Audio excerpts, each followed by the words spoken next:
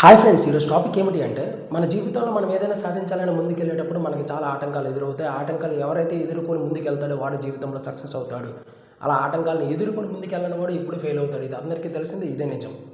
ఎందుకు చెప్తున్నానంటే మనం సక్సెస్ అయిన తర్వాత మన చుట్టూ చాలామంది ఉంటూ ఉంటారు. ఆ చాలామంది చాలా విధాలుగా మనల్ని పొగుడుతూనే ఉంటారు. ఎస్, కానీ ఆ పొగడ్తల్లోనే చాలా వరకు మనల్ని తిట్టుకునే వారు కూడా ఉంటారు మనం ఫెయిల్ అయినప్పుడు. ఓకేనా, వాళ్ళ గురించి ఈ వీడియో. ఎందుకంటే నీ జీవితంలో నువ్వు సక్సెస్ అయిన తర్వాత ఎంతమంది నీతో వచ్చారనేది కాదు, నీ జీవితంలో నువ్వు ఫెయిల్ అయిన తర్వాత ఎంతమంది వచ్చారనేది చాలా బాగా గుర్తుపెట్టుకో.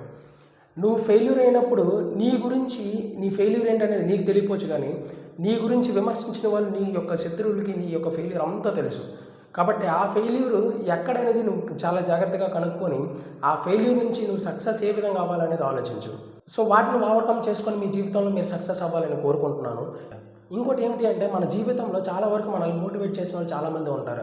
లైక్ మన పేరెంట్స్, మన టీచర్స్, లేదా మన ఫ్రెండ్స్, మన యొక్క ప్రేమించే వాళ్ళు అవ్వచ్చు. మనకి ముందు చాలామంది మోటివేషనల్ స్పీకర్స్ ఉంటారు. లైక్ చాగంటి గారు అవ్వచ్చు, లేదంటే బ్రదర్ సఫీ అవ్వచ్చు, లేదంటే పవన్ కళ్యాణ్ గారు అవ్వచ్చు, ఏదైనా అవ్వచ్చు.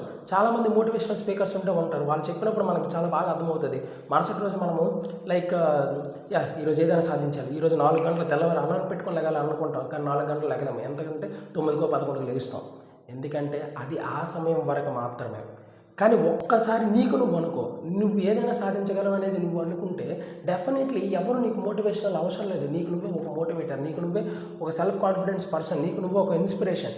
కాబట్టి నీకు నువ్వు అనుకో, డెఫినెట్లీ నువ్వు ఏదైనా సాధిస్తావు. కానీ ఎవడో వచ్చి ఏదో చేశాడని చెప్పేసి అస్సలు అనుకోవద్దు, అసలు సాధించలేము కూడా. ఓకేనా, వన్స్ అది మనం మారాలనే తత్వం మనలో ఉన్నప్పుడు డెఫినెట్లీ మనం మారుతాం. లేకపోతే ఎంతమంది పెద్ద మోటివేటర్ స్పీకర్ వచ్చినా కూడా మనం మారలేం. ఓకేనా, ఇది ఎందుకంటే ఎవరో ఒకరు అన్నారన్నమాట, మీరు చాగంటిలా ఫీల్ అయిపోతున్నారు సార్, అంత పెద్దవాళ్ళతో నేనేమీ ఫీల్ అవ్వట్లేదమ్మా, జస్ట్ ఇప్పటికీ నేను ఫెయిల్యూర్ పర్సనే, still I'm struggling for my job. కానీ నేను ఎందుకు ఈ విషయాలు చెప్తున్నానంటే, ఏమో నాలాగా కూడా చాలామంది ఉండొచ్చు, వాళ్ళకి ఈ యొక్క పాయింట్ కనెక్ట్ అవ్వచ్చు, అందుకే చెప్తున్నాను. సో మీరు ఎలా అనుకున్న ప్రాబ్లం లేదు నాకు. కానీ ఒకవేళ మీకు ఈ యొక్క కాన్సెప్ట్ నచ్చినట్లయితే 10 మందికి షేర్ చేయండి. ఒకవేళ నచ్చకపోతే స్క్రోల్ చేయండి, ఏం ప్రాబ్లం లేదు. ఒకవేళ ఏదైనా తప్పులు ఉంటే మాత్రం కామెంట్ సెక్షన్లో తెలియజేయండి. Thank you very much. జై హింద్.